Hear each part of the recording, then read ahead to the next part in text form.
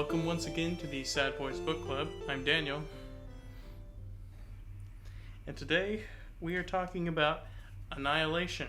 No, not the word indicating devastation, nor any sort of metaphysical concepts related to the sort of ultimate destruction of matter, but rather Jeff VanderMeer's first book in the Southern Reach trilogy. Yeah. Here I thought you were about to get all existential on me. No, that's in the actual Sad Boys podcast. Yeah. Sad Boys No. Revelations. So, I guess we'll start. So I've heard quite a bit about this book over the years. A lot of people kind of like to talk about it as a sort of a standard bearer, I guess you could say, of like the new 21st century. I guess they would call it weird fiction, with a little bit of it like an eco-fiction bent to it. So, weird fiction, for those who may not be as familiar with the term, refers to a certain kind of, it's kind of horror adjacent, proto sci-fi, especially in its time, particularly when you think about early such figures as like, well, Poe isn't quite in there, but he's like a godfather of it, so to say. But like, you're really thinking of somebody like an H.P. Lovecraft when you're thinking about traditional weird fiction. And it's just something that I've always kind of had like a vague interest to, and I've never gotten like too deep into it. Besides like a lot of like the big obvious sorts of weird fiction. I've not read exhaustively, but I've read a bit of Lovecraft, particularly the more famous works.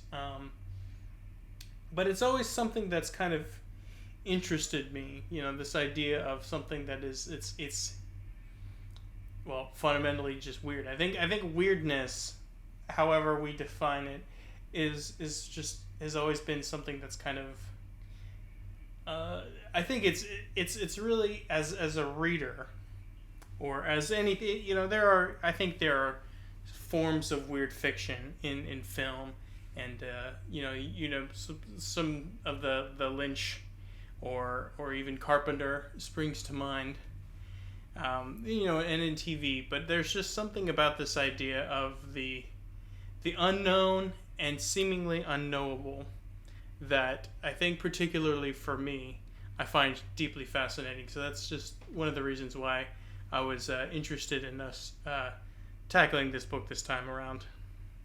Yeah. You recommended it, or you suggested it rather, and my first thought was, I wonder if this is if this has any ties to that Natalie Portman movie from a couple years ago. And I didn't get an answer to that until today when I was talking to one of my friends. I was just like, yeah, you ever read Annihilation? And he's like, I don't even know what that is. And I'm like, I don't know. It might have something to do with that Natalie Portman movie. And I looked it up, and I'm like, oh, it does. It was based on this book. I haven't seen the movie, but I heard it was very good. So that's the extent of my knowledge of Annihilation. I was like, oh, it might be tied to that movie, and it is. Once again, we're doing a book that has a movie adaptation that purely coincidental. It has nothing to do. I have seen the film, but to the point where we've read for the purposes of this podcast, I think it is.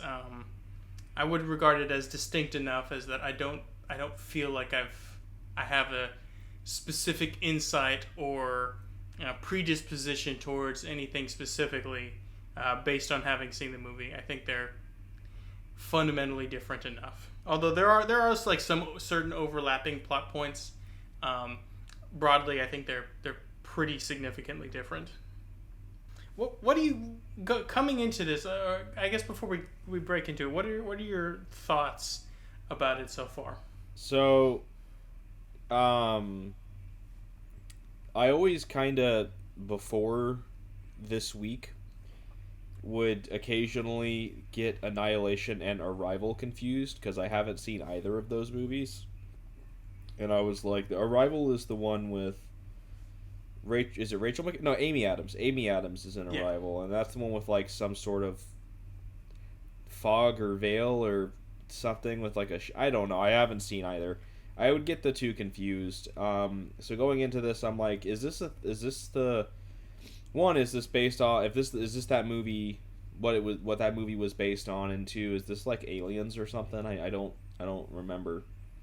I don't know because I haven't seen it. So, yeah, I was just kind of expecting a Natalie Portman thriller kind of thing going into it, and I feel like so far it's not. That's not entirely wrong. It's not wholly wrong, but it's also not wholly right. It's just this book. There is a lot of descriptions of various lichens and algaes, and it gets very into the minutia of plant life and of, I guess, the ecology of Area X, which is this area in, I think it's supposed to be in Florida, although that may be just me grafting that on from what I know about the origin of the book. It's this area of Florida that has become separate in certain respects. There is a threshold between that and the rest of the world as we know it. And as such, there's a lot of like. It's much similar to the ways like certain like exclusionary areas like for example like the area around Chernobyl have like or like Fukushima or something like that after these sort of cataclysmic events that necessitate the evacuation of people. A lot of the local wildlife can change in very interesting or possibly unexpected ways. And that seems to be extra so for Area X. And I guess kind of that's kind of the whole idea is like this. It gets very into the minutia of the ecology of this area. Yeah, well, our main character is a biologist, so that's not surprising in the slightest. No, and they are very. It's kind of interesting because, for all intents and purposes, all she is to us is the biologist. Yep. One thing that's kind of interesting is that I don't think there are any named characters in this book. Nope. The only thing we've gotten in terms of any form of proper noun is Southern Reach, or Area X. Yeah, Southern Reach, which is. This is one of the weirder parts of the book for me. It's the idea that's the governmental agency that is in charge of this anomalous location zone. I guess that's a better place for a better word for it. That to me does not even in the slightest sound like the name of a government entity. I feel like it should be something like the Bureau of, I don't know, anomalous ecology or something like that. You know what this kind of gives me vibes of is a very professionally written SCP entry. Yeah, and this came out in 2014, which was kind of like, that was kind of what was in the air, in the broader, like, I mean, it's not, I need to be careful. I don't want to speak overly broad here, but like, it's like all of this like sort of creepypastas and like that kind of thing. I wouldn't necessarily describe strictly as literature. There's certain markers, not necessarily just in terms of quality, but in terms of just like things that make it what it is, that kind of like keep it as somewhat distinct from like the broader literary tradition. But but yeah, I think that picks up on something very important. That at this time, that was just something that was in the air. This idea of like governmental agencies that are in charge of like these strange and unknowable um, circumstances. Yeah. Which I will say that the kind of the trappings that you can get from user generated content is there's a lot of nonsense and bullshit in there. A lot of really bad things. You can get this for creepypastas or SCP or anything, but there's also a lot of really, really good things in there as well. There's a lot of really talented writers that were able to use those as a jumping off point into a writing career, which is very cool. So, I don't feel like it's necessarily insulting to say that this book reminds me of something like an SCP entry or professional. I gotta really emphasize professional SCP entry, not just, Johnny 9 to 5 who on the weekends writes out a little blurb that he posts onto scp.org or whatever the website is. Yeah, I mean, because it does have all the trappings of what you would see in a really good SCP, at least in terms of an anomalous zone, specifically. Yeah, there was a lot of those interesting ones that came out around that time. I don't know. I think that's kind of an interesting idea. Is like the SCP. I think that was kind of a sort of weird fiction movement in and of itself, as this sort of like decentralized storytelling, online user generated peer influenced sort of, well, like all art is influenced by its peers, but especially directly in this sense. But you know what I mean? Yeah. Yeah, so that was kind of something that was just kind of in the air, and I think it still, to a certain extent, is a fairly widespread phenomenon. I don't think it's as big as it necessarily was at the time, but I think people still get really into that kind of stuff. Yeah, I think it was always pretty fringe, but it got pretty loud from, I would say, maybe like 2012 to 2016 or 17, and now it's kind of gone back to being fringe. As far as I'm aware, I could be way wrong. I don't know. Yeah. Every now and again, I'll go and like watch something that's somewhat creepypasta or SCP related, just to kind of like just see what's going on. Because like I said, you can find some really, really good stories in those kinds of forums. You can also find some really, really bad ones and some hilariously bad ones. But every now and again, you can find some really good stuff there. Like who was Fawn? Yeah. The Day of All the Blood. Oh my god, that might be my favorite. What was it? Hook Hand Car Door? Yeah. I can't remember what that one was. I think I know what you're talking about. But let me so that's kind of like to give you a kind of a general overview. I'm gonna be honest, not super like in love with this so far. With the book? Yeah. I mean, I'm not sitting here thinking, man, this is the greatest book I've ever read, but I'm enjoying it. I'm just like, yeah, this is fine. This is just this book is entertaining me enough to where I don't really feel like I am slogging through it, but it's not captivating me to where I feel like I can't put it down. That's not an indictment or a massive praise either. It's a good book so far. That's really it for me. It's a good book. Yeah, maybe we can kind of get into it as we go along, and maybe I can brush up some of the things that reasons why it's not exactly grabbing me. Yeah. But we'll go ahead and get started. I will say real quick. Sure. This book does something that I have. I don't want to say grew out of, because I don't think it has anything to do with maturity or age. I'm going to say it's something that I've kind of gotten away from in my personal interest in reading literature, and that is first-person perspective. That's kind of one of my problems with it, too. It's not, strictly speaking, the first-person perspective. it's the first person perspective in conjunction with a couple of important factors.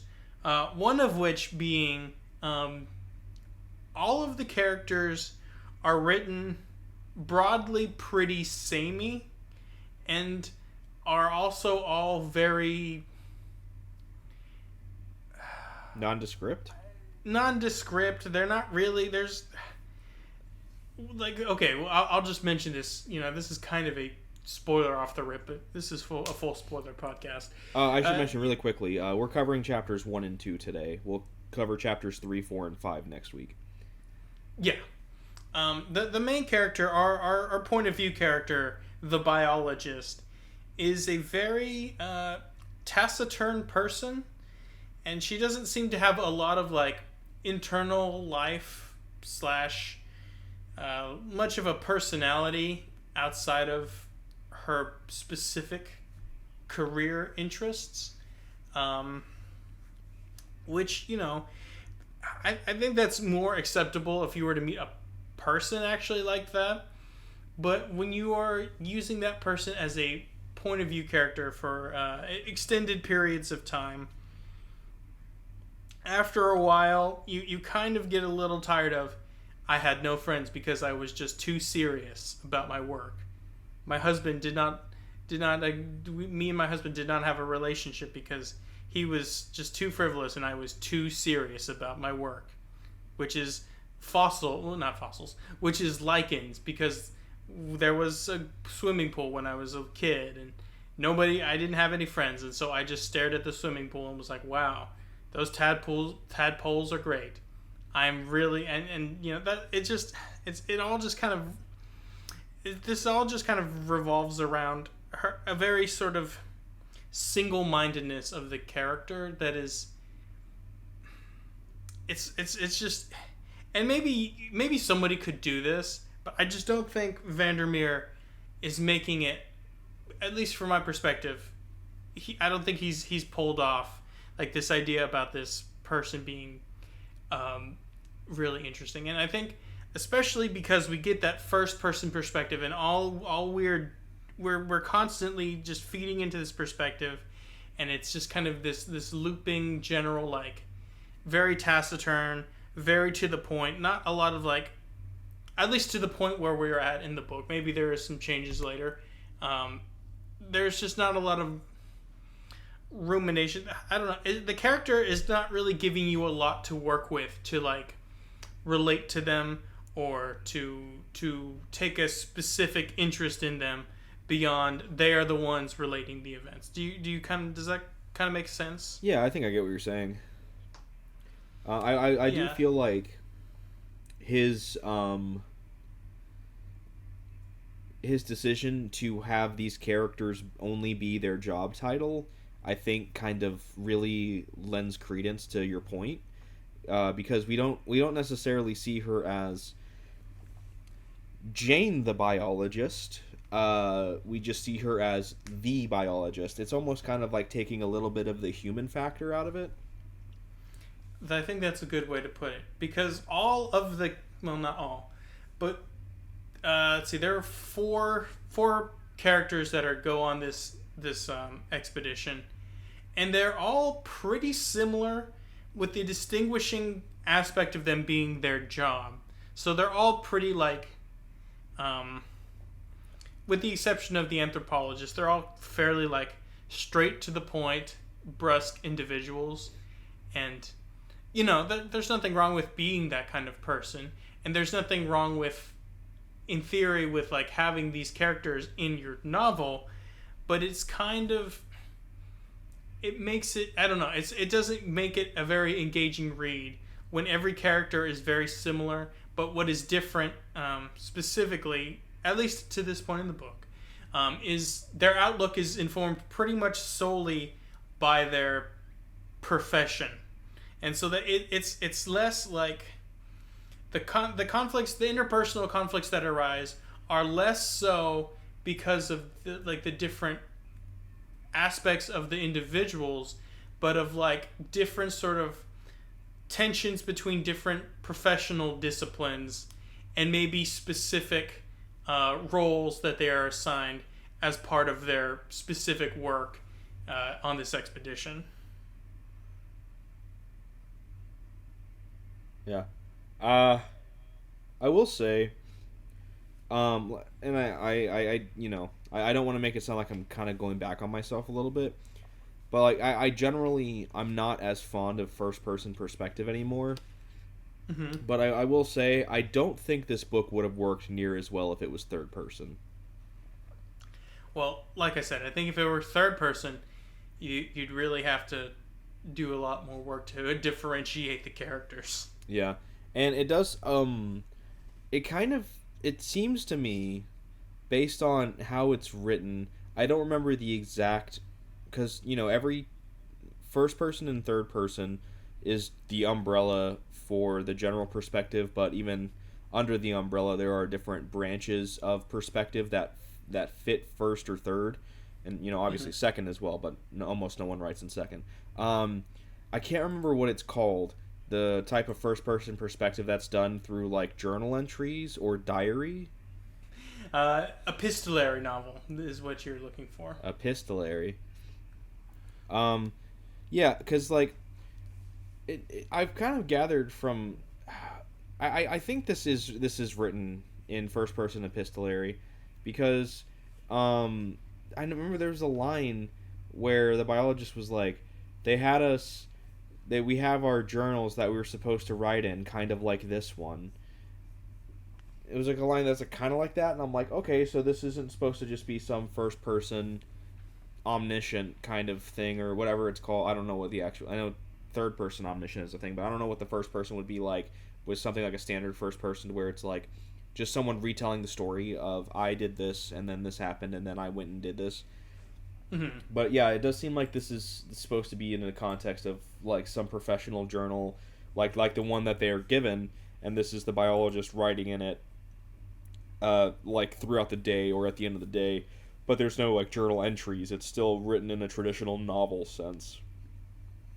Yeah, maybe the epistolary format could have helped it somewhat to give it at least a sort of stylistic lift. You know what I mean? Like give it some sort of something, because having it the way it is currently, where it's all just just like you're saying, that the first person perspective, but it's also supposed to be like this sort of report. It just doesn't quite. That's another thing that isn't quite working for me. And I don't mean, I've talked about all these things that don't work. I don't think it's like a bad or terrible book. It's just pointing out things, that reasons why maybe I'm not as enthused about it as when we were reading some of these other books. I feel like the kind of journalistic nature of it does I think it kind of adds a little, what am I trying to say here? I think this book being written in an almost kind of journalistic or like professional report kind of approach does make the flashbacks, the frequent flashbacks, and the lack of structure behind them make a little more sense too, because there really is a lot of back and forth between what is the present of the story and these flashbacks that are mostly dealing with at first the kind of lead up to the expedition. This is Expedition 12 into Area X, but then we get a little more flashbacks later on about the biologist and her husband, who we learn was part of Expedition 11. Mm-hmm. Yeah, it is like, it's not like a true stream of conscious sort of style, but it is there are elements of it where she will weave in these recollections that from the past that sort of inform the present in such a way that it does kind of make it would be kind of difficult if in the or maybe not difficult, but a little bit an odd choice if she's logging that in some sort of official accounting of her experiences in Area X. Yeah, I will say though, I do feel like it transitions very smoothly. I think that every flashback so far, be it her and her husband or preparations for the trip itself. I feel like they fit very nicely in between the sections of the present as the story's being told. I haven't felt really jarred out of it, kind of like I did sometimes with Johnny Truant in House of Leaves. Mm-hmm. But I feel like in House of Leaves, like that sort of disjunction, is that a word? I don't know. Disjointedness is really the point in a lot of those sections. Sure, I would agree with that. But, you know, it's one of those things where it's like, somebody definitely, be it VanderMeer or his editor or, you know, a combination of the two, made a conscious effort to make sure that the narrative flow made sense with this mixed timeline, so to say. And I appreciate that because it does make the reading experience very smooth. That's fair. I'm not near as critical on this book as you are so far. I'm going to go as far as to venture, I guess, to say, because I don't share a lot of your critiques. I totally agree, but I don't, I guess, hold them as heavily as a critique as you do, I guess. I mean, with different things, I think people, when it comes to their feelings about a book or about any kind of work of art, that we all weight things differently, you know, and you know, it's probably just a function of that. Is like the things that are kind of coming off to me as being like, you know, maybe you agree with my critique broadly, but it doesn't sour it for you as much as it would for me, that kind of thing. Yeah, I feel like I don't say this as this is where I'm actually at or where you're actually at, but I feel like where we're at right now is it's a difference between you being at like a 6 and me being at like a 7. Yeah, I think that's probably pretty fair, because I mean, it's not. I'm not saying this book is bad. I think, especially for the right reader, this book would be quite engaging. It's just I have specific criticisms of it. One such criticism is that the chapters are pretty big, pretty long, and as such make make it more difficult for your beloved podcasters to break it up specifically. So we're gonna in our remaining time we're going to discuss the first 2 chapters of this book. So as this book starts, you get this crew of 4. I'm just going to use the term. Well, no, they're not all scientists. I feel like it's applicable enough. I wouldn't call a surveyor a scientist, but I think you can just include her into the global umbrella of scientists just to make it easier. Okay, so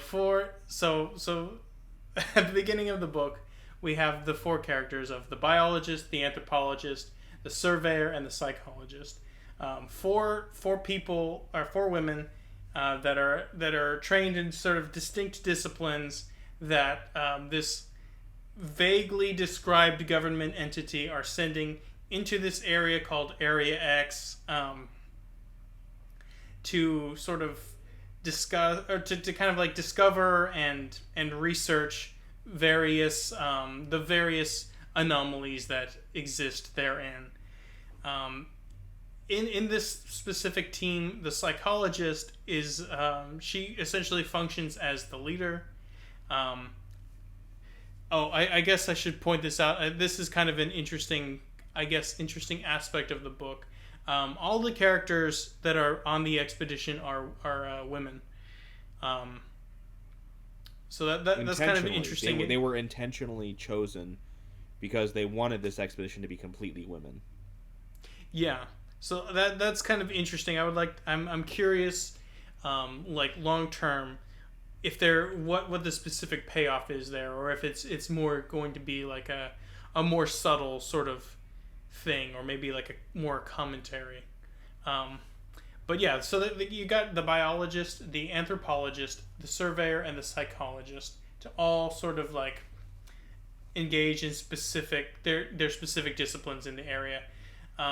I should mention that the reason that they're sending an anthropologist, maybe you're wondering if you haven't read the book, why are they sending an anthropologist to this weird ecology place? Well, the reason is it used to be part of like a maybe not like a metro area, but there was like towns and people there, and there is like existent habitation by humans there, and I guess there's sort of like this idea. It is kind of interesting, this idea of sending her not just to sort of catalog you know the experiences of the humans that do go, but to maybe investigate how maybe the latent nature of Area X may have impacted previously existing human settlements and that kind of thing. The surveyor, I think it's pretty self-explanatory why you'd send a surveyor to just kind of monitor things and map things and whatnot.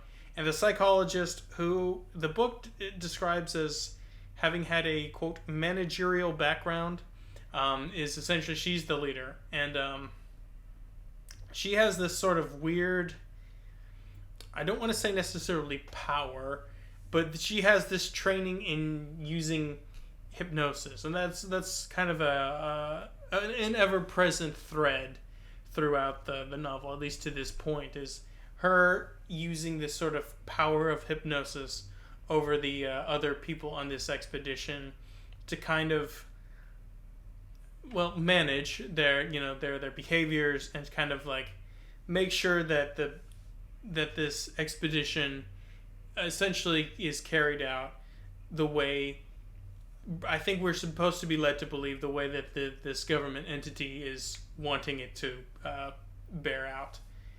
So anyway, she puts them all under hypnosis, and they cross the border to go into the area. I think the hypnosis was to keep them from freaking out or something.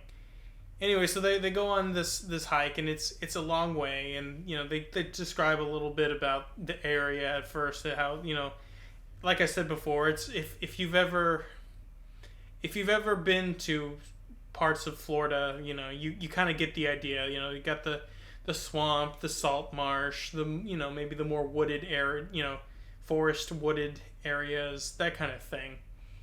And they're all existing in very close proximity, and that's why we kind of have the biologist here, or that's why she interprets she's on the mission, is because she's able to see like all these transitional habitats existing in pretty surprising proximity.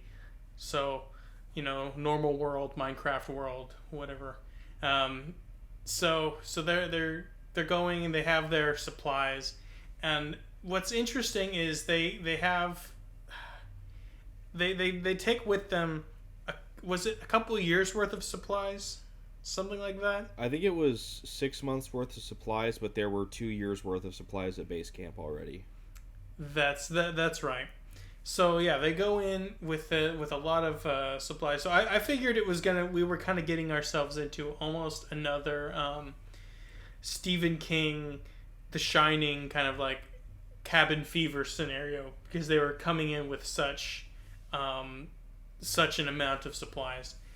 But one of the things that that's kind of interesting here also is that they do not have a lot of like contemporary technology. Like was it something like everything had to be at least 30 years old? It was something like that. Like the digital technology or like contemporary technology was not allowed like in the area. Yeah, which the weird thing about that too was that they couldn't even have things like compasses, which are, a lot older than 30 years. But it seemed like you could only have relatively analog technology, but with a couple of exceptions as well, including firearms, and then their little belt buckle sensor with the red light in the center. Oh yes, so there's this poorly explained device that they have to wear that they clip onto their belts. It's like a black box of sorts, where it's got like a little light on there, and if the light glows red, then they have to vacate their area, the area that they're in, within 30 minutes. They do not know what it measures. And it's kind of interesting that It's like, okay, well, yeah, if it glows red, you have 30 minutes to get out of there, but like, there's no way to give like a strong. I guess you have to just keep going until the light turns out, and then you're in a safe distance. But yeah, that's kind of the thing. So they get to their base camp, and they're sort of they're already kind of disoriented from the hike. They don't have a lot of they don't have a lot of memories or recollections from the hike, and they also kind of mention the on the previous expedition, everybody from Expedition 11 eventually, I don't want to say deserted because it's not like a military operation, but it was kind of like that. Is like everybody on the last crew, they just kind of like showed up back at their homes without seemingly any recollection specific to their expedition, and so that's one of the questions that they're tasked with researching here. And so they're essentially getting there. They get to their base camp. They're setting up, and they rest a couple of days, and then they go out to find what the biologist refers to as the tower, and it's this sort of this is a point of contention with her and her compatriots, whether it is a quote tower or a tunnel. For some reason, the biologist is very adamant in calling it the tower, despite it not projecting above the ground, but rather going below the ground. Counterpoint, it's a tower. Just because it's going in the ground does not mean that it can't be a tower. Towers don't have to raise above the ground to a massive height. I'm with the biologist on this one. It's not a tunnel, it's a tower. I mean, I think it's more of a tower than it is a tunnel. When I think of tunnel, I'm thinking more horizontal rather than directly down, Yeah, I mean, I know traditionally a tower is, you think of a large, stretching, No, I'm agreeing with you. I'm saying that like a tunnel is not a good descriptor, because when you think of a tunnel, I picture it as being like like you're going through something. Like yeah, definitely more horizontal. Yeah, so I don't understand specifically what the problem is with calling it a tower, but her compatriots, they seem to get weirded out by her referring to it as such. One of the things that she remembers is as they were coming in, there was a lighthouse that they passed on the coast on the way there, and she views this tunnel as being connected with that somehow, in a way that she is not able to really define at this point. And I think there's a quote there where she says something about, at first I only saw it as a tower. I don't know why the word tower came to me, given that it tunneled into the ground. I could just as easily have considered a bunker or a submerged building. Yet as soon as I saw the staircase, I remembered the lighthouse on the coast and had a sudden vision of the last expedition drifting off, one by one, sometime thereafter the ground shifting in a uniform and unplanned way to leave the lighthouse standing where it had always been, but depositing this underground part of it inland. I saw this in vast and intricate detail as we all stood there, and looking back, I mark it as the first irrational thought I had once we reached our destination. The first irrational thought. Yeah. So that's sort of an interesting idea, and this is kind of where we start to get into, like, this is the beginning of the weird fiction aspect of, like, this idea of these, like, metaphysical, weird, inexplainable, like, connections that are, like, projecting into her mind and that kind of thing. So I don't know. I find this, I don't know. There's something about the setting of the tower that is rather intriguing to me. But the surveyor, however, is a little bit surprised at the tower when they arrive at the tower, because it wasn't on any of the maps, and the anthropologist, who was at one point an architect. That's an interesting sort of cross training of skills.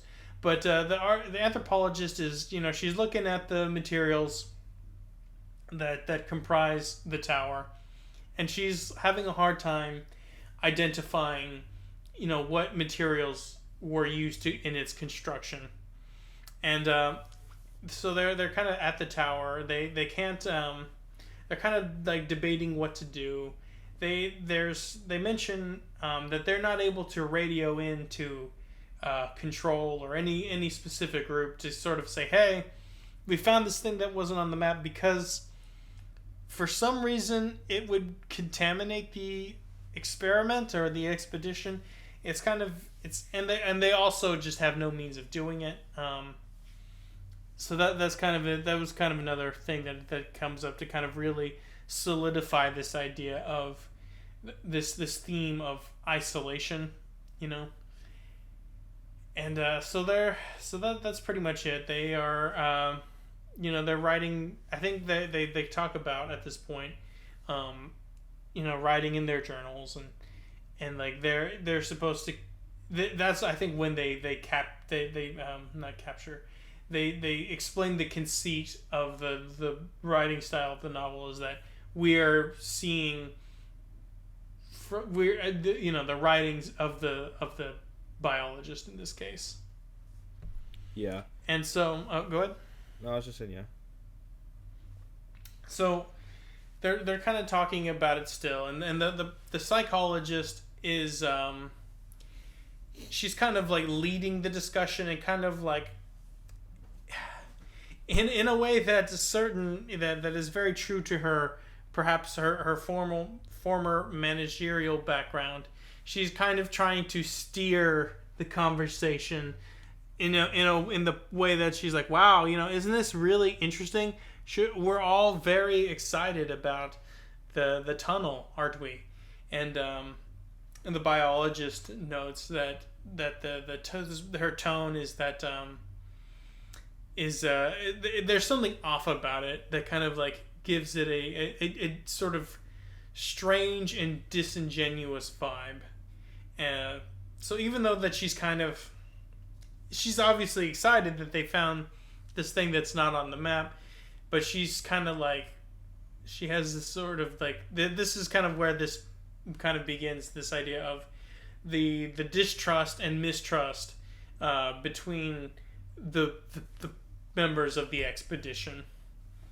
So the surveyor, she's not really she's pretty non-committal about it. She just kind of like, she's like, that's almost literal. Like that's pretty much how the surveyor communicates in this book heretofore.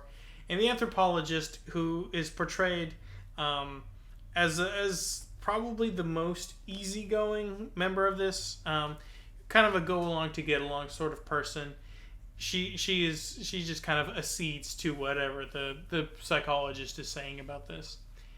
And one thing that's kind of interesting here is the book drops a self spoiler.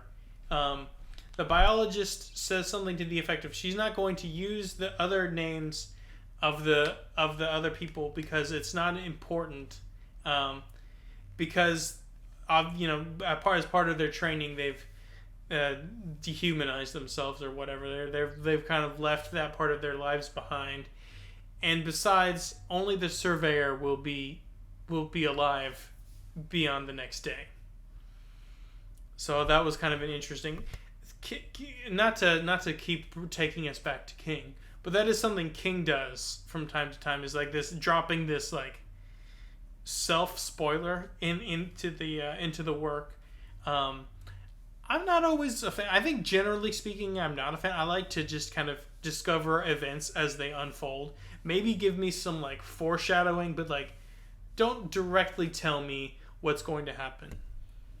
I'm kind of I'm kind of one foot in both camps with that, because I feel like sometimes it's just like, you just kind of take away the mystique of something that could possibly mean more if you get to experience it naturally instead of being told before it happens. But then on the other hand, if it's done correctly, I feel like it kind of sets a thing to where you're trying to. It's a situation kind of like where if you're going through something a second time and you know what's going to happen, you're just desperately hoping that something changes this time, like the character doesn't do the thing that leads to whatever happens. Like, no, Arthur, don't go and do that that lone shark mission for Air Strauss. Don't go attack the guy with tuberculosis. Don't do it, Arthur. A situation kind of like that. And I don't know. The first example that jumped to my mind of something that I think does that really well is Moulin Rouge. Mm-hmm. That's a great movie.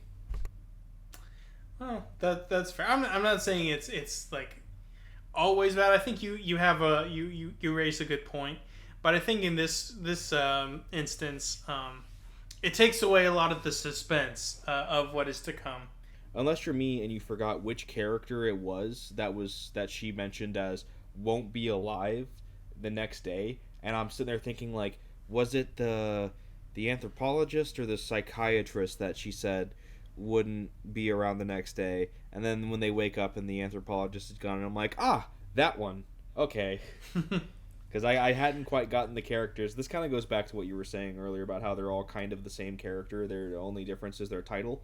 That's I was kind of I wasn't. I don't think any character had differentiated themselves enough at that point, except for maybe the psychologist, to where I did just completely forget which character we were already told would not survive to the next day, and I was like, all right, I don't remember which one it is, but I'll see it when it happens, because clearly it's not important enough that I was told it 20 pages ago. So anyway, this is where the first flashback is, and they learn to not trust Austrian bankers. Well, no, I'm thinking of Red Dead 2. This is this is the first flashback, and they kind of go back to their or I guess the biologist reflects back on their specific training, and she remembers originally the expedition had 5 members, including a linguist, who I forget what happened. They backed out. What happened to her? She backed out at the last minute, but was there any reason? I don't remember why. As far as I'm aware, the psychologist was just like, yeah, she decided she didn't want to do this after all, so she's not coming. I think so. That's all we get. The linguist has a stroke of good luck and perhaps good judgment, and decides to not go on this mission. And then they kind of she kind of continues to go on to and this was very at the last minute, essentially, like the evening or the night before they were set to hike into Area X, and she has a vague recollection of the facility and how austere it was, and it was typical creepy scientist government building. And then she kind of has a little bit of a recollection, but not a very distinct or strong one of the hypnosis that they all kind of undertook before they went on the mission. Yeah, I will say something that I feel like VanderMeer does really well is kind of plant these seeds that once you're given some information later on about, specifically about the hypnosis and the psychologist, it kind of makes all these things that you've read previously, you read them differently, and you're like, oh, wow, that's striking. That is one of the stronger aspects of the book. It is a pretty tightly crafted narrative. Yeah, I mean, it's 200 pages. It's got to be pretty tight. They kind of have a discussion amongst themselves, and the biologist really wants to go down into the tower because something is really drawing her to it. She just has a real fascination with it. I think they mentioned that it was made with cement and seashells or something like that. I can't remember the exact description. It was like stones and something else, some sort of shells. And she's really drawn to it, so she really wants to go. So the psychologist is like, "Yes, you want to go to the tower, but I'm calling it a tunnel. You want to go to the tunnel. This is the tunnel you're looking for." And the surveyor is like, I'd rather go like survey personally. And then the anthropologist is like, yeah, but like the tower, the tunnel is cool. So it's not a democracy, and there wasn't a vote, but basically 3-1 the tower.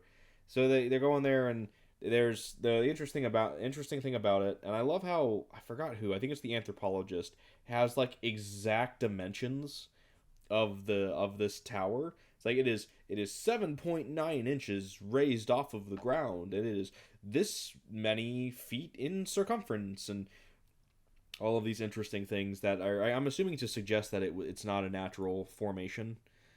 Clearly, I mean, there's a staircase going down it, and it's like it's damn near directly north is where the staircase starts, and so they're staring at it, and I think it's the surveyor. It's either the surveyor or the anthropologist. It's not really that important. One of them's like, "I'm gonna go down first," and they're like, "Yeah, sure, yeah, don't let me stop you." And so she goes down there, and she says I think it's the surveyor because she has the assault rifle, I think. And they're like, "Yeah, this level is clear." And so the other two of them go down. I think the psychologist is the one that stays up at the top to kind of keep guard. So she stays up at the top while the biologist and the other one that I didn't mention that is not down there first, they go down there, and they go down the stairs, and they're at I guess the first landing, so to say, and it's just there's smooth walls, and there's like another staircase they eventually find. It's just a really kind of like weird room, for lack of a better term, and it's just really kind of confounding them. But yeah, one of them finds another staircase, and they shine their lights down. They're like, "Hey, come and look at this," and they shine their lights down, and there's some weird kind of markings on the wall of the staircase going down. So the biologist is like, "I got this. I'm a biologist, and let me do my thing." And she goes down there and looks, and it's writing in cursive on the wall, but it's not right. It's not like someone wrote on it with ink or paint or something like that. It's something that's growing out of the wall. And so she goes down and looks at it, and it looks like she realizes it's some sort of like fungi that's growing out. And when she leans in to get a better look, one of them opens up and shoots spores out at her. And so now she's contaminated with whatever it is that was on the wall, and she's like reading the. I don't have the in front of me, but it's like this. It's almost kind of like poetry that seems to exhibit feelings of annihilation. Dun dun dun. Like, ooh, clever. But she doesn't want to let it be known that she basically just got contaminated with whatever spores this fungi just released.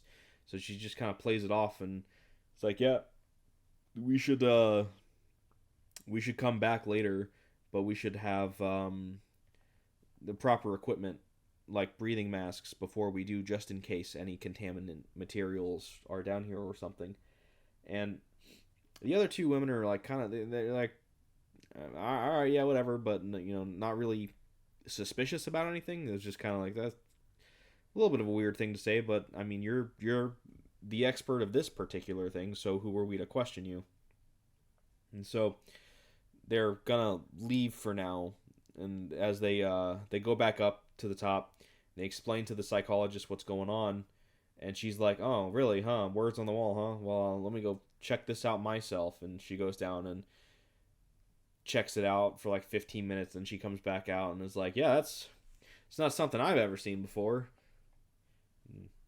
Yeah, it's kind of weird, isn't it?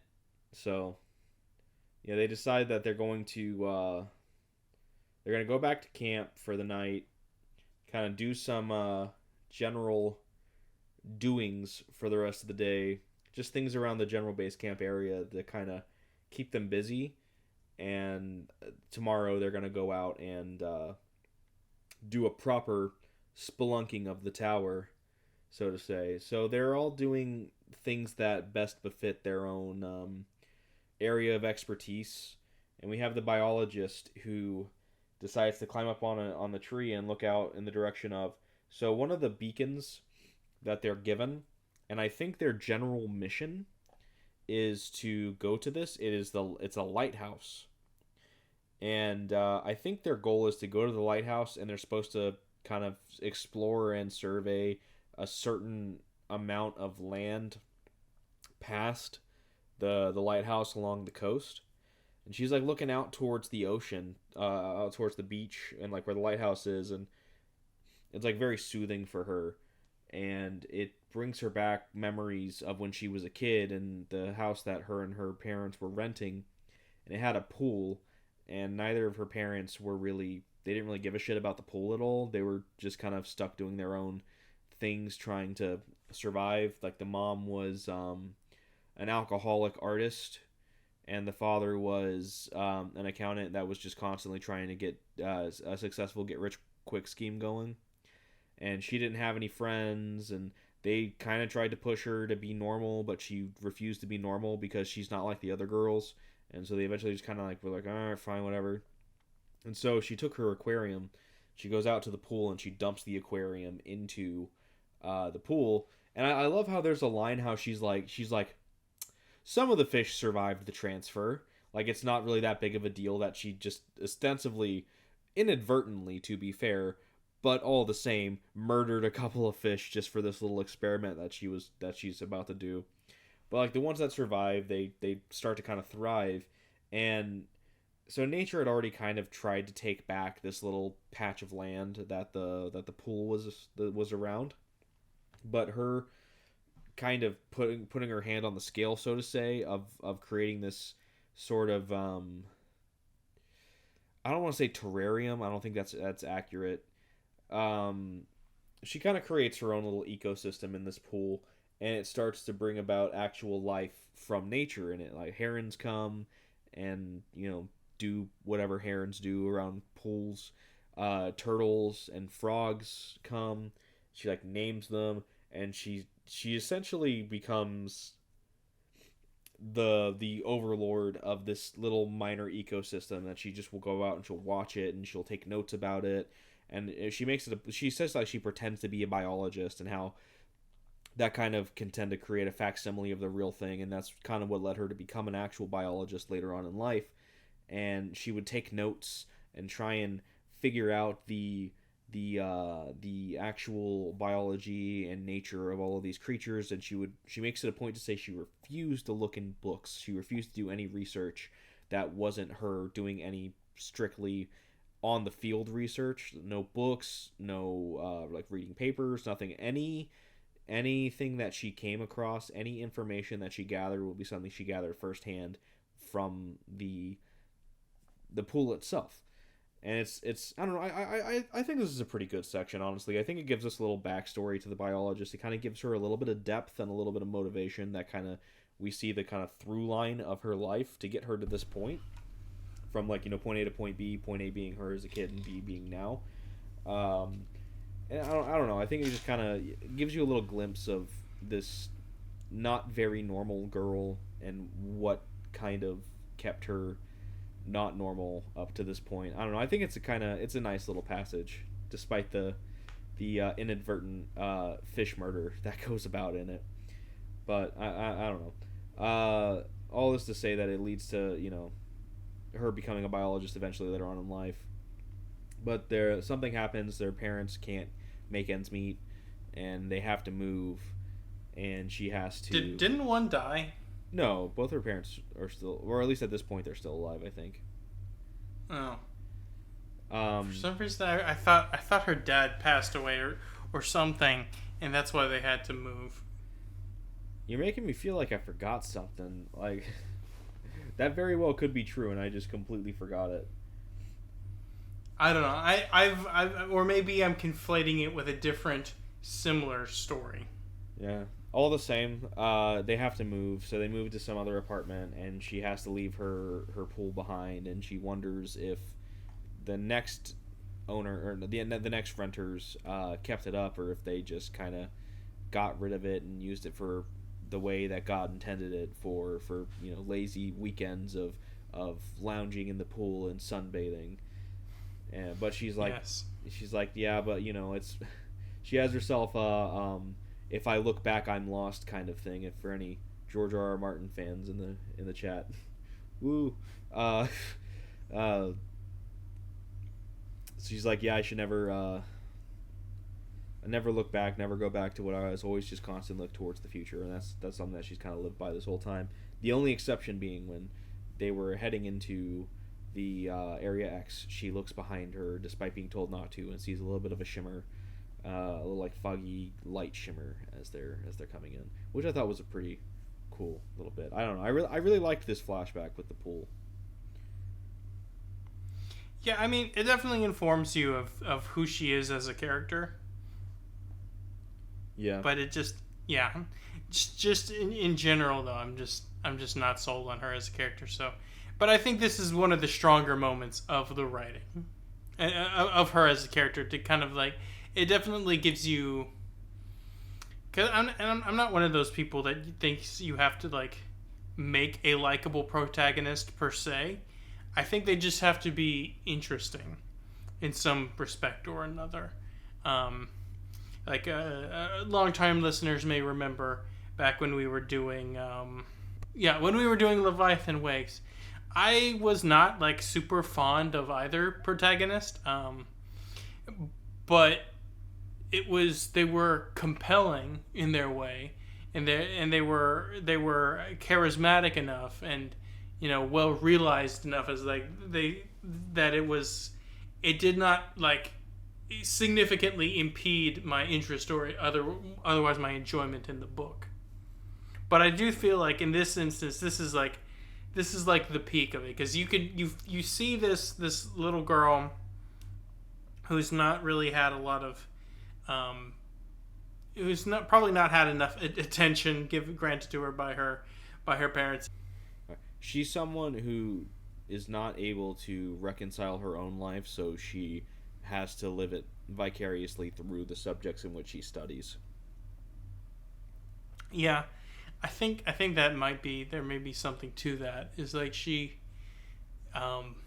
it's the sort of sense of isolation as a youth that she was never able to like fully like integrate with in a social context with people around her, and so that she can the way she best understands life, and both in terms of like life writ large, like the existence and interconnection of different beings and species, and also her own life.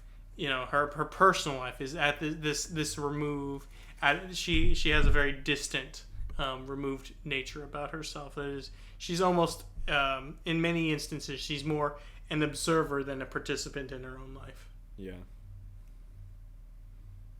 And so back to the present we go, and it's like they're having their dinner, they're having coming on, having a few laughs, and we have this moment. This is just so the psychologist just whips out another batch of hypnosis.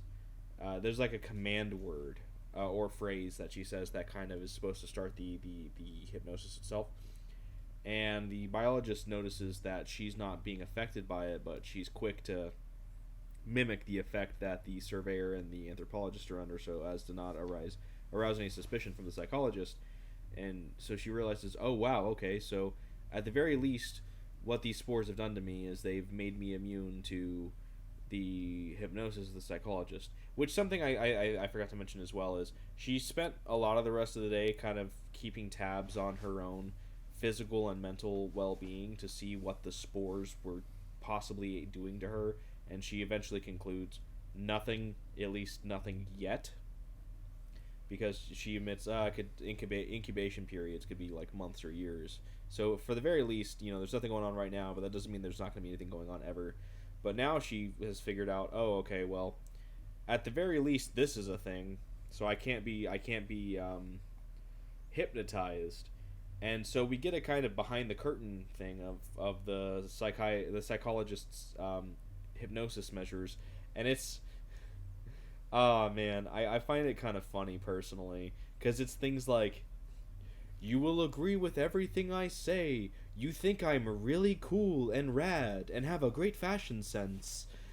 It's I mean, I know it's what it is the Southern Reach has given the psychologist a very specific directive, and she is very much, I feel like she's an inside plant from the Southern Reach that's supposed to be controlling the mission through the three other women through hypnosis.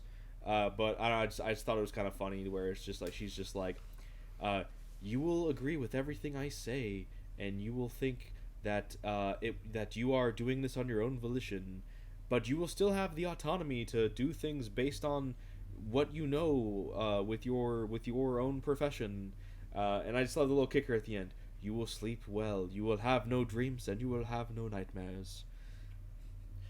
It's, I don't know. Honestly, it's that's the best part. Is like, if you could just like go to sleep and then wake up, not be interdicted by dreams. That, I feel like that would be a good thing. Yeah. Just generally for your life. Yeah. So yeah, we realized that the hypnosis that's been put on these women is possibly, I don't want to say nefarious, because even the biologist at this point is just like, oh, I'm not supposed to be hearing this. And like, I kind of expected that the hypnosis would be, a little more than what they kind of told us. But I just didn't know what it was, obviously. So she's not like super suspicious. It's just one of those like, oh, okay, so that's what's actually going on. Yeah, I mean, when you pull back the curtain on that, I mean, obviously, she knows it's happening in an abstract sense, but when you actually like see it happen, or like the intentionality behind it, I'm sure it creates in you, or would create in you, this feeling of like, oh, I don't love this. This is a little weird, Yeah, the weird thing that does stick out to her, though, is one of the things that she says is, you will continue to think that the tunnel is made out of stone and seashells, or whatever the material. I can't remember what the material was that she says. It's like stone and shells, or like sibyllin cell. I don't know. I don't have the book in front of me. Cibola, yes. No. It's made out of stone and cibolba. The greatest racing tower of all time. But yeah, she's just like, that's kind of weird for her to say that. It is made out of that, isn't it? And that's, something that we'll get to pretty soon. Ooh. So, she pretends to be affected by the hypnosis and go to bed with the rest of the women, but still thinks it's kind of weird. And so then she wakes up the next morning, gets out of her tent, and her and the surveyor realize that the anthropologist is gone, and the psychologist looks pretty haggard. Looks like she might have been hurt, because she's favoring her right leg, and there's like mud or dirt on the sides of her boots. And so, initially they're just like, okay, that's a little suspicious. Why is the anthropologist gone? And she's like, oh yeah, no. She's like, I can't take it. This is too much for me. I gotta go home. And so she just, left. She's like, I'm heading back. I'm done with this. And they're like, well, we can't really do anything about this. Like, we can't just start heading back to try and cut off the anthropologist and see if the psychologist is telling the truth or not. It's just not really viable. Well, they could, but the problem is, I think, from the perspective of the biologist, is you have to appear to be hypnotized into thinking, oh, we must go to the tower today, because that was part of the thing, So if she were to suddenly turn around and say, like, hey, actually, we need to look into this whole situation regarding the anthropologist. You know, I think that would basically give her away, and also the surveyor is probably not going to. Obviously, the psychologist is not going for it because she has her own agenda, and the agenda is specifically to take them to the tower. And the surveyor is probably not going to go for it because she's hypnotized to want to go to the tower. Yeah, but she does have at least some sort of free will enough to where she's still kind of sussed about it. Like, that's. I mean, yeah, we should check out the tower, I guess, but that's kind of weird. And so yeah, they go back to the tower, and the psychologist is like, "All right, so you guys go ahead and go. I'm gonna keep watch out here," and they're both just like, no, we should. This is a 3-person thing. We should stay together as a group. And the psychiatrist has some hypnosis and is like, no, you think the 2 of you is perfect. There's like, what is it, like the phrase that she uses? It's like something about there is no risk nor reward for going into the tunnel with just the 2 of you. And the surveyor gets all kind of glossy-eyed and is like, yes, you should stay out here. It would be for the best. And the biologist, once again, to try and keep the guys up, is like, yeah, I don't think you should come with us anyways. Let's go, friend. And so the 2 of them just go down in there alone while the psychologist is just covering their exit, so to say. Which is kind of making the biologist feel a little more unsettled about the psychologist, to say the least. I don't blame her. Yeah, not a very trustworthy seeming individual. No. It starts out kind of like, oh, that's kind of weird, but then as more and more time passes, it becomes you're not on my side in this. So like, what's your agenda here? Like, what are you trying to do? She's like she's giving the vibe of do you remember in Alien when they go to the computer mother and they find the true nature of their mission, all other crew expendable, that she's giving crew expendable vibes is what I'm saying. Yeah. So they get down into the tower again. But something that the biologist realizes is that the walls are, it's like they're inside of an organic creature. Like the walls they're like breathing almost, and she feels like she hears and feels like a pulse in the wall. And she grabs the hand of the surveyor and like thrusts it on the wall, and she's like, "Can you feel that? Can you feel any of that?" And she's like, "No. What the hell? No." It's like you're panicking. Like we need to go. And the biologist is like, oh, this must be part of the hypnosis that she can't see this. So I gotta play this off because otherwise we're not gonna be able to explore the tower at all. And she's like, oh yeah, oops, oh man, I just kind of lost myself for a minute there. Don't worry about me. And the surveyor's like, yeah, that's not good. We should go. And she's like, no, it's fine. Think about this is totally normal. Like they told us this could happen. Like, oh, it's fine, everything's fine. How are you? And she's like, okay, that makes sense. Let's keep going. Yeah, I should say here that while the surveyor is basically hypnotized into wanting to explore the tower specifically, the biologist has a compulsion that is native to herself to explore the tower because like she does not want to leave either. At least even as far as we're aware so far, that it's her own volition. Well, that's true. It could be potentially some sort of outgrowth of the spore infection or whatever. But yeah, she feels this. She feels compelled to continue the exploration, even when the surveyor voices her own hesitations about proceeding. Yeah. So they're going down further, and they're documenting all of the writing on the wall, like taking pictures, I think, and I think they're writing down notes in their journals. And it's kind of they're just kind of going, and things are going, somewhat normal until eventually the surveyor's like, "Hey, is it just me, or is the writing here getting like more fresh?" And so she looks at it and she's like, "Oh wow, yeah, it's almost like somebody is writing this as they're going down the stairs, and it's kind of like ink that's drying on a page, like the fresh, like the more recently written words are gonna be, the ink's gonna be more wet than the first words you wrote, comparatively." And that's something she's noticing as well. And it's like, ooh, something is writing this, and it's probably still writing this as we're moving. And that's kind of an unsettling thought for the surveyor. But the biologist is able to kind of push her to continue, and so they're continuing on and on and on and on. And then there's one bit that I want to talk about here that's kind of interesting. Something below us is writing the script. This is the biologist speaking. Something below us may still be in the process of writing the script.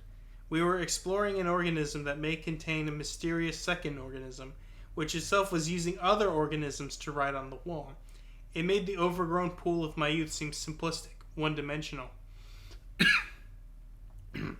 We turned our lights back on. I saw fear in the surveyor's eyes, but also a strange determination. I have no idea what she saw in me. "Why did you say something?" she asked. I didn't understand. "Why did you say something rather than someone? Why can't it be someone?" I just shrugged. I don't know. I thought that was very interesting. This creeping idea of like this creature that is not exactly human, but still writing in like using human language. I don't know. I just really like that passage. It's like really, really creepy in a very cool way. Yeah. So they continue down the stairs further and further, until eventually the surveyor's like, "Hey, there's something on the steps." And so they look, and there's some sort of like residue that's kind of built up on the steps, and you can see there's like imprints on it, like from their boots for one, but there's something else, and it's like these kind of, they're like ovals, right? Like indentions of like ovals. I'm looking. I'm looking at it. A flurry of indentations inside these shapes resembled marks left by cilia. I don't know what a cilia is. Isn't that like a little, like the little legs of like a trilobite or something? An eyelash? I guess so. See, I'll read the what you're talking about, the indentations. I studied the marks for a moment, sliding or perhaps dragged, but slowly enough to reveal much more in the residue left behind. The marks she pointed to were oval, okay, that's what you were saying, and about 1 foot long by a 1/2 foot wide. 6 of them were splayed over the steps in 2 rows. A flurry of indentations inside these shapes resembled the marks left by cilia. Okay. So like little hair, like follicle. Words are hard. Yeah, so there's like the oval shaped indentations, which are probably like feet, and then there was the trail that was being dragged. It was like she compared it to a slug, but a slug, I think she says it's like more like a fuzzy kind of trail, and so it's like very unlike a slug in that regard, and like something much larger. And then they also notice a boot print, and she's like, "Yeah, that's just our boots." And the surveyor's like, "No, it's going the other direction. It's going up the stairs." And like she's like, "Oh, that's interesting. So someone else was down here before." So they keep going, and the surveyor stops, and she sees what she thinks is a body off in like the next landing. So the biologist goes to check it out, and it turns out it's the body of the anthropologist. So she gets the surveyor, and she's like, "Hey, cover me while I check out the body. And she's looking over the anthropologist, and man, she's messed up, to put it very lightly. Let me flip to it. Okay, here we go. Gently, I knelt beside the anthropologist.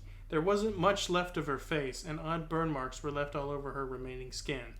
Spilling out from her broken jaw, which looked as though someone had wrenched it open in a single act of brutality, was a torrent of green ash that sat on her chest in a mound, her palms up in her lap, and had no skin left on them. Only a kind of gauzy filament and more burn marks. Her legs seemed fused together and half melted, one boot missing and one flung against the wall. Not doing too well. No, not at all. And so now the biologist, she hits the left bumper and turns on detective mode, and begins to piece together this mystery. The theory she posits is that basically the anthropologist encountered the creature that was doing the writing, and probably also leaving those indentations on the stairs, and it killed her. Just to be blunt about it. But then she does a little more sleuthing and goes back up the stairs just far enough to where you'd be able to look into that area where her body was. And she's like, okay, so here's what happened.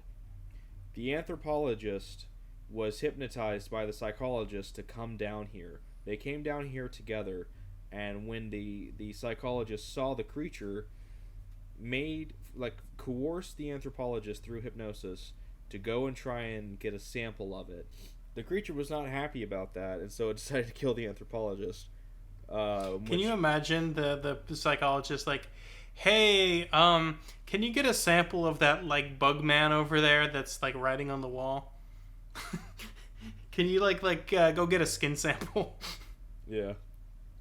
That's just a crazy suggestion. Like, I don't even understand how that would work in just any reason. I don't understand why you would do that. Yeah. You can't just like be like, hey, creepy bug man, hey, can you just let us have like a little chunk, you know? Excuse me, sir. Can I just have a sample of you? That just shows the true depth of the failure of the leadership of this mission. Yeah. By the psychologist.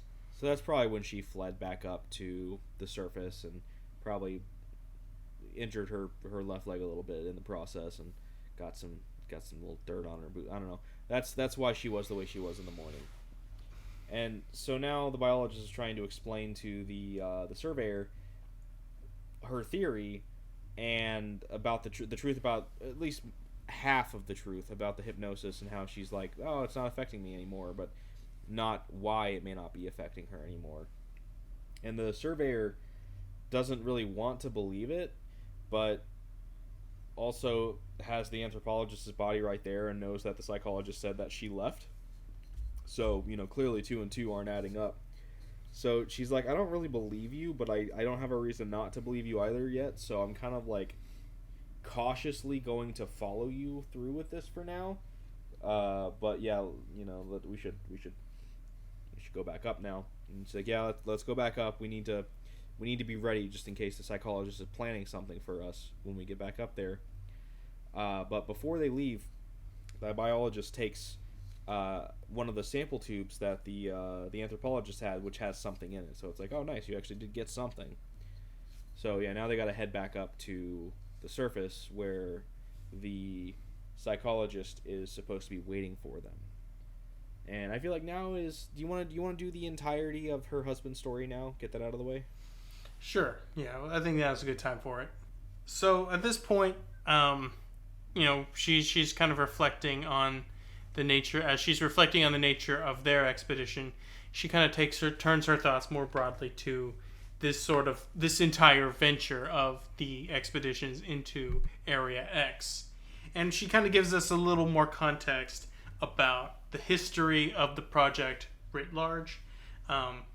Whereas like the first expedition basically came and they were like, yeah, I don't know what the big deal is. Actually, this place is very normal, very just like it's cool, it's fine. Yeah, everything's good. And then they sent 2 more expeditions, a second and a third, and both did not return. And then in subsequent expeditions have had various levels of success, ranging from like fairly normal to like people dying kind of situation. And then she kind of reflects back on her husband, who was on the 11th expedition as a medic. And she kind of talks about how his life and who he was, and how he was in the Navy, and he was like a medic in the Navy, and then after he separated from the Navy, he was like a first responder, like EMT type guy, and that was kind of like what he was doing with his life until a friend of his was he was part of this program, and he kind of recruited him, and this created a conflict that was pretty detrimental to the biologist's and her husband's marriage. And she kind of talks about how this was kind of this was kind of the breakdown of their relationship, because she did not want him to go. And he felt like he had to go because essentially their marriage was crumbling. He didn't really feel like he was, either like wanted or needed. He just wanted to do something, I think, that was constructive. He'd do something where he felt like he was needed, or like he was important in some respect. So anyway, he goes on this adventure, and a biologist mentions in passing that she was a little bit concerned about whether or not that his participation in the previous expedition would disqualify her from her participating, but it seemed to bear no relevancy to the screening process. And she also claims that her husband going on this expedition did not influence her thinking as to whether she would go on the mission or not. I don't know how true that is. I mean, but it is something that she claims anyway. So anyway, about a year after the husband goes on the mission, she's in her bed at home, and she hears some noises outside of her door, like downstairs. And she grabs a baseball bat, creeps downstairs, and she looks in her kitchen, and she sees her husband there. And my man is chowing down. He's eating some leftovers, and he's just like ravenously eating. And she's, asking him questions that he's not really able to answer. Like, she's asking him about the expedition, and he can only give like mostly monosyllabic or just vague answers. And he also seems to have he doesn't act like himself in the past. Like, he doesn't act like he's her husband. He acts like he knows her. There's like a clear sense of recognition there, but it is like, it's like seeing a person, like a low level friend, or like upper tier acquaintance kind of situation. That's the kind of vibe she's getting anyway. So anyway, she's kind of confused about it, and she's just like, she gets him upstairs, and she like gets him like changed and showered, and they kind of continue on, and there's basically that's this sort of distance that has grown between them, and or his sort of like vague and amnesiac-like nature basically never goes away. There's I think there was like this one instance where she sees the next morning where he's like standing outside, and he's like, they had a boat or something, or the husband had bought a boat, and he's just standing outside and he's just staring at it with like a certain like perplexed nature to himself, like he in the sense that you might have if you went outside out of your house or apartment or whatever, and you saw parked in, out front was a boat, and you're like, how did this get here? Why did I get this? And that's when she really knows that something very wrong has happened. And the next evening, basically people associated with the expedition come by the house, and they're like, hey, yeah, so we're gonna need your husband back. We're just gonna have to observe him because, yeah, something's kind of weird here. And she gives like zero pushback.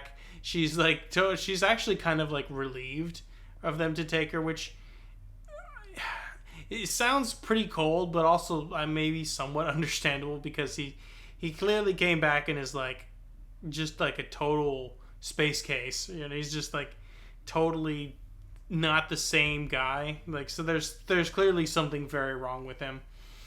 And she mentions also that about 6 months after that incident, he died of cancer.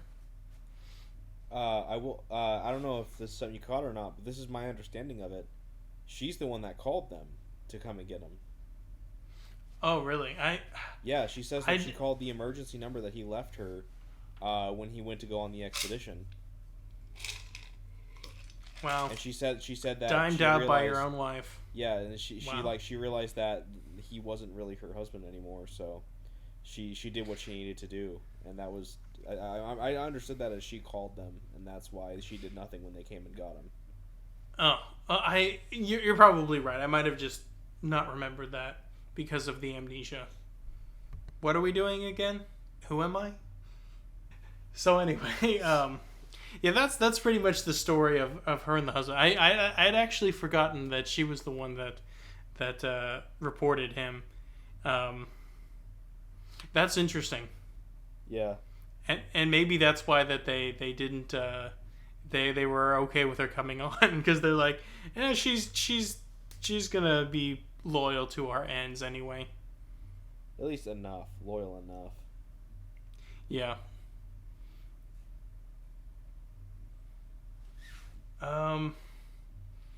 It does make me wonder if there's some sort of, I don't know,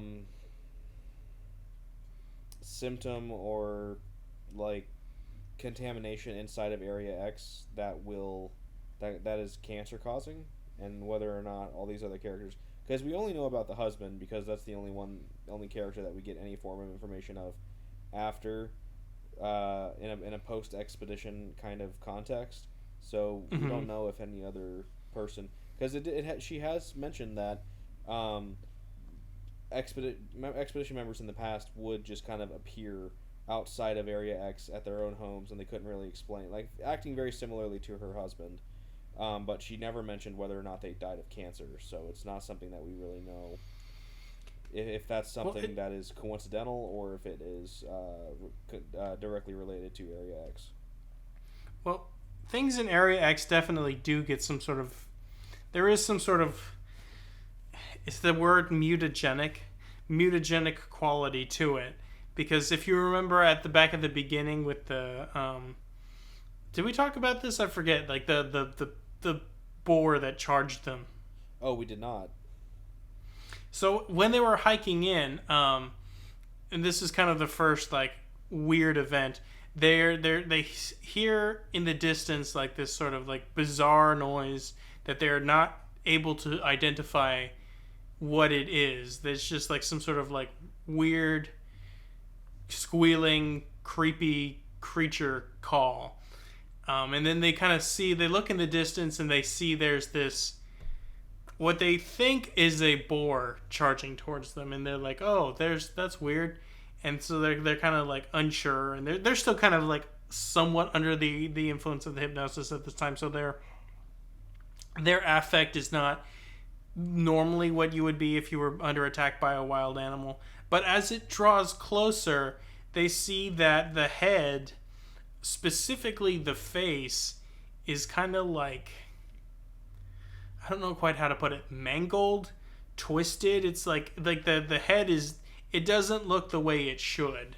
Like it's like something bad that we would interpret as badly wrong has happened to this creature, and it is like deformed in a very bizarre and off-putting way. And that is probably partially why its calls are so creepy and weird. I think they shoot at it. I think the surveyor basically, she like drops to one knee. I don't know if we talked about this either, but the surveyor comes from a military background, so she gets on a knee and does like marksman drill or whatever. And I don't think she actually hits the boar, interestingly enough, but I think it runs off. But that's so all that to say, cancer, as far as I know, is a mutation. Just so I think there is a strong potential there that there's a correlation there. Yeah, definitely a very unnatural area. I got a question for you. Sure. If they discover a new chemical in Area X, what do you think they'll call it? Probably something like semical. You know, just replace, just replace like the ch at the beginning. Just throw the x at the beginning. Mm. I don't know. I was thinking they might throw it at the end. Yeah, I mean chemicalcs. I don't know. Yes, that's what I meant. I know where you're getting at. Chemical X. They're gonna. This is actually like a stealth origin story for that reboot of the Powerpuff Girls that didn't get off the ground. Yeah. And see, so, what a bizarre concept! Like a gritty reboot of the Powerpuff Girls. It's just like, ugh, just a terrible idea. So this is actually, this is a prequel to the Powerpuff Girls. I've been trying to kind of avoid the spoilers for it, but this is that. Also, this does not take place in Florida. Actually, it takes place on an island about 80 miles off the coast of Costa Rica. Yes, this is indeed a sequel to Jurassic Park, which also means, once again, that this is also a prequel to Leviathan Wakes. The Sad Boys Book Club expanded universe is being born here. Yes, it is. All of these books are connected. We're reading these on purpose because we're trying to show you the truth that you refuse to see. All of these books are connected. There is one big universe. Yes. So now back to the present. They come out of the tower, but the psychologist is nowhere to be found. That's making the surveyor a little more suspicious too, but not really sure how to handle it. And she's like, okay, we need to go. We need to get out of here. Like, this mission's over. We need to go to the extraction point and wait for extraction. And the biologist is like, yeah, but, I really want to keep exploring that tower, so no. So she's just like, let's go back to the base camp. Let's just kind of keep doing our job, so to say, and we'll figure this out tomorrow. And so they go back to the base camp. She's looking through the samples, and it's a lot of it kind of, it seems like it fits in for what she kind of expects. Meanwhile, the surveyor is she's developing all the photos they took down there. But then when she gets to the sample that she took from the anthropologist's body, she realizes that it matches brain tissue. And she's like, that's really weird, like brain tissue in humans. She's like, this had to have come from the exterior of whatever it is that killed the anthropologist. So it being brain matter, like, that can't be right. And the surveyor agrees that it definitely, like, he agrees with her hypothesis that it's brain matter. So it's like, oh, that's really weird. Meanwhile, all of the photos are terrible. Like the ones that are taking pictures specifically of the writing are just completely blown out with just neon light. It's just light pollution everywhere. It's just bad photos, and everything else is pitch black. And it's just, they're not usable. So, yeah, the biologist is trying to kind of kick the can down the road a little bit and trying to convince the surveyor to not just leave. So she's like, all right, let's just, let's just turn in for the night and we'll figure out what we're doing tomorrow. And they decide to keep watch, so they do shifts of keeping watch just in case the psychologist comes back and has any plans for them. And during the watch with the biologist, she noticed that what she thinks is the light from the lighthouse, there's a light going on, and it makes 2 rotations before disappearing completely. And that kind of it kind of puts a little bit of fear in her, because it kind of gives her an idea of civilization used to be here, and it's kind of like a harrowing feeling. Yeah, and why is the light on? Because no one's supposed to be here. Yeah. And so now it's the next morning, and she's like, we gotta go to the lighthouse. The psychologist might be there, and we gotta continue our mission. And this any information the psychologist has, the biologist feels can help her with the tower.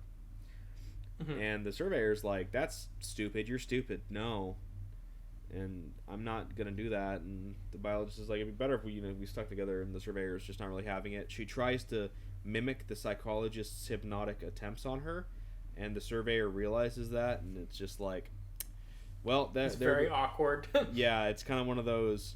Well, any semblance of a positive relationship that the two of them had is now just gone completely, and the surveyor's just like, fuck this chick. So she's like, I'm just going to stay here. You can go do what you need to. I ain't moving. And the biologist's like, can I trust you for that? And she's like, fuck off. And she's like, all right, bye. And so now we end chapter 2 with the biologist leaving on her own, heading out towards the lighthouse, towards what she hopes is some answers. And yeah, that ends our bit here, our first part of Annihilation. Very weird book so far. Very weird. Intriguing in its way, though. I guess it is supposed to be weird. It is that sort of neo-weird fiction, after all. I for all of the criticisms I voiced earlier, I don't dislike the book. I am very intrigued. It does have intriguing mysteries. It's like, so what is the creature that was writing below them? This weird bug-like, brain-like creature. What's the deal with that? What's going on with the lighthouse? Where is the psychologist? There's a lot of interesting plot hooks. So, my criticisms of the writing and of the characters notwithstanding, I think this book is still, especially if you're a person that's into weird fiction, I think this book is, it's worth a shot. Yeah, I'm enjoying it so far. I don't like I said earlier, I don't really have anything glowingly positive to say about it, but I don't have anything really negative to say about it either, outside of minor personal preference things. I don't generally care for first person point of view as much anymore. But I mean, that's such a minor complaint. I'm not gonna not read a book because it's first person. It's just that's a perspective that I don't much care for anymore as I've gotten older. But that's, like I said, a minor complaint, all things considered. And I do think this book works better with it than without it. But I don't really have anything negative about the book itself to say. It's just it's a totally fine, good, enjoyable read so far. Nothing more, nothing less. Yeah. Well, I think that'll probably do us for this time. As ever, we're a little bit longer than I expected, but thank you everybody for coming along, and look forward to talking about this book. Hopefully, wrapping it up next time, but we will see. Once again, this is the Sad Boys Book Club. I am Daniel. I'm Dusty, and we'll see you next time. Take care. Have a good one.